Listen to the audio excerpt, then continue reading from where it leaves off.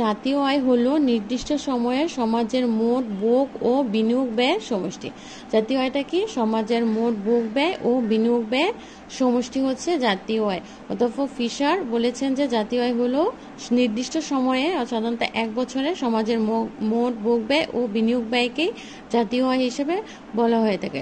সুতরাং পরিশেষে বলা যায় যে জাতীয় আয় হলো একটি সম্প্রদায়ের বিদেশের আয় সহ। জাতীয় আয়টা কি? একটা সম্প্রদায়ের যে দেশের যে জনগণ বাহিরে থাকে, রেমিটেন্স পাঠায়, সেই রেমিটেন্স সহ বিদেশের আয় সহ দেশের সকল বস্তুগত আয়ের সেই অংশ যা অর্থের মাধ্যমে পরিমাপ করা যায়। অর্থের মাধ্যমে যেটাকে পরিমাপ করা যায় সেটা হচ্ছে আমাদের জাতীয় আয়।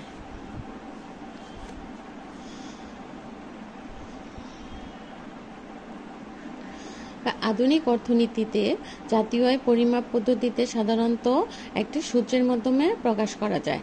আধুনিক পদ্ধতিতে সাধারণত জাতীয় আয়কে নিম্নলিখিত সূত্রের মাধ্যমে প্রকাশ করা যায়, যেমন y = c + i + g, অর্থাৎ y = c + i + g।